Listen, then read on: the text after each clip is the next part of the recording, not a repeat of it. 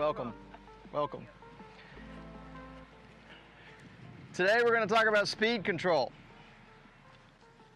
Like last week, we talked about how even the read of the break of the putt that you're going to hit is dependent on the speed. You've seen it on TV now. They've got it on there a lot where, okay, it's this line if he drops it, barely drops it over the lip, and it's this line if he hits the back of the hole, and they're pretty far apart. I mean, very often is the case that it's wider than the width of the hole, depending on the speed.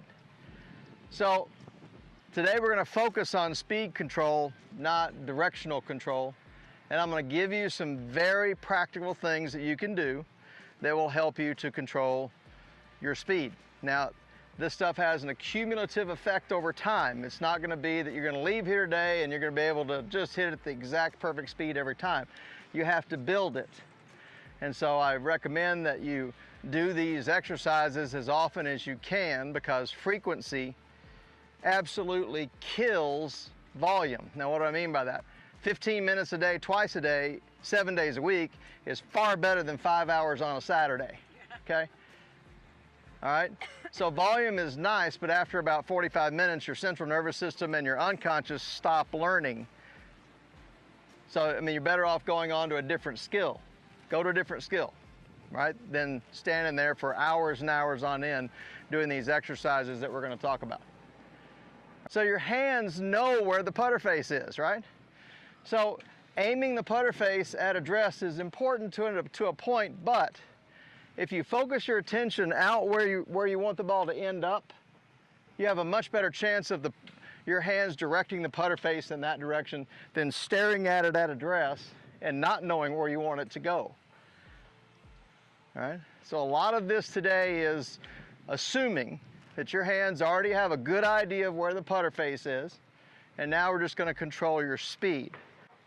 Who likes playing catch? All right.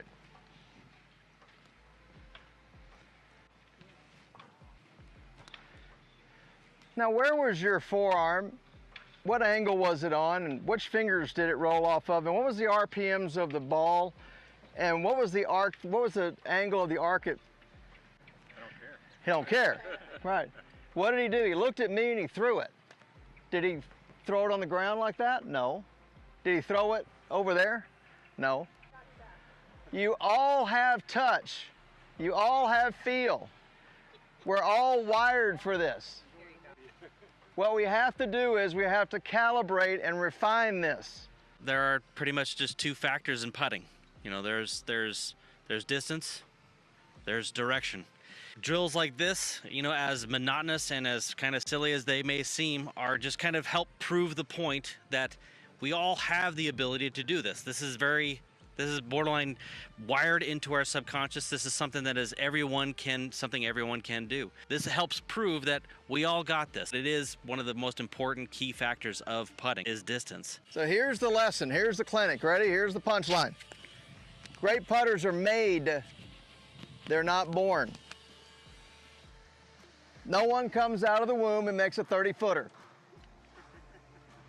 You give a putter to a toddler whose arms are still like this, they cannot make a 1-foot putt. So great putters are made. That's an important point for you to understand in the context of hope.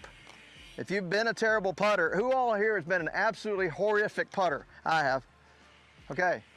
Unanimous. Everybody's been a terrible putter, okay? But you can learn to be a great putter. Then that leaves open, how do I learn how to do it?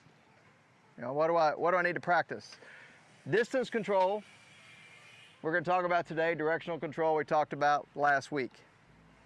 Hitting a putt in terms of touch and feel can be similar to what you would feel when you roll it underhanded. Now, you learned more from the first two than you did the last three. Why is that? Because the first two were short. And then the third one was a little hard, and then, okay, now I know the margin, so I'm gonna fit it right between those two. This is how we learn distance control, is by being wrong. By knowing what bad is, then you can not do that. I know that sounds backwards, but that's how your unconscious learns this. It learns in margins. This is too much, this is not enough, I'm gonna do it this amount. All right? Make sense?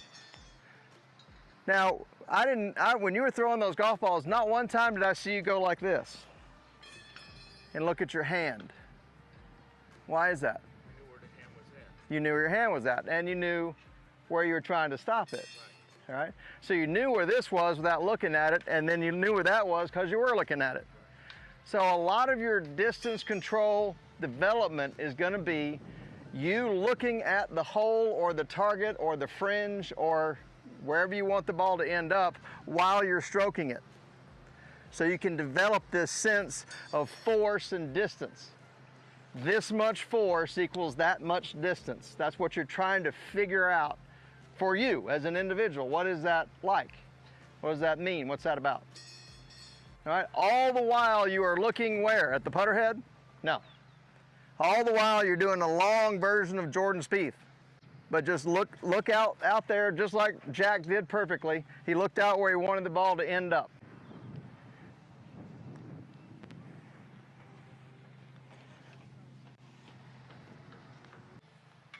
Part of this exercise is going to help you to notice that the very last image you want to have in your mind's eye before the putter starts back is where you want the ball to enter the hole.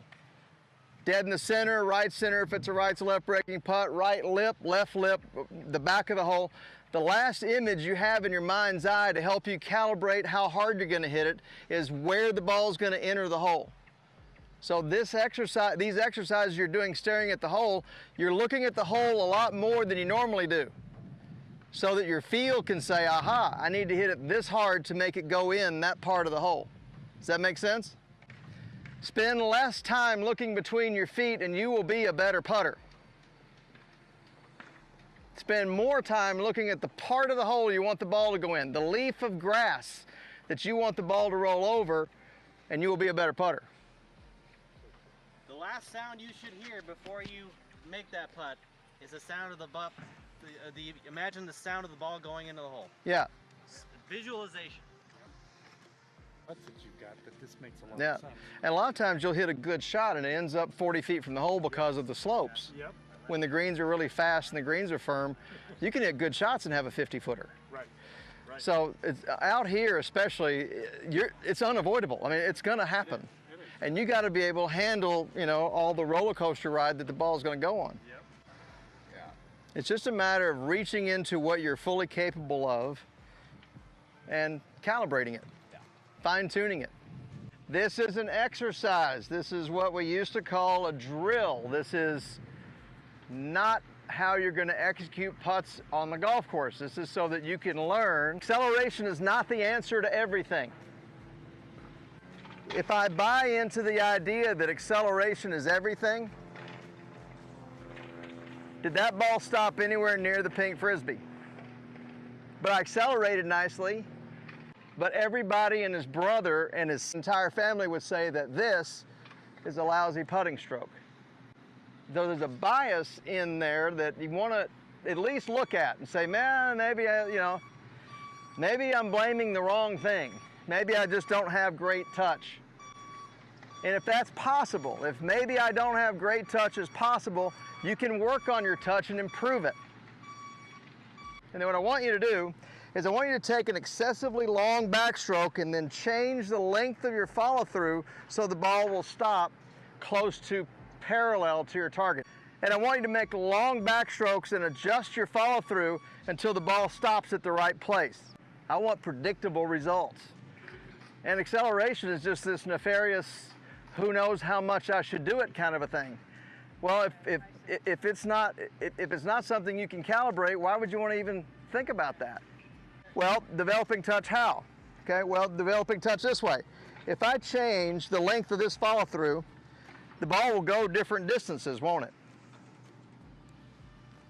So is it follow-through then that we should be focusing? Yeah, okay. Again, it's easier to learn to control your distance by controlling the length of your follow-through than it is by some acceleration, who knows. So you're blaming something that you can't, you're chasing a ghost. You can't define it, you can't see it, and there's nothing you can do about it if you're going, if you're blaming a missed putt on deceleration. How many people here have heard use a pendulum, putt like a pendulum.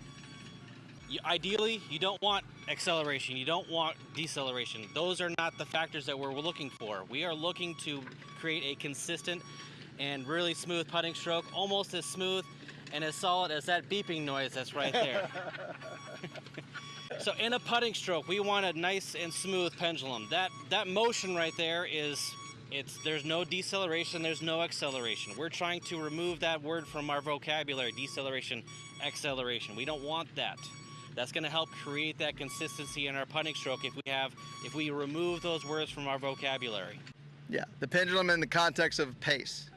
And again, that's not helpful for everybody, but leave yourself open to the fact that it might help. So again, if you can make an excessively long backstroke and change the length of your follow-through, you'll be getting the point of this exercise. Excessively long backstroke and different length follow-throughs, so you can see how that helps to control your distance.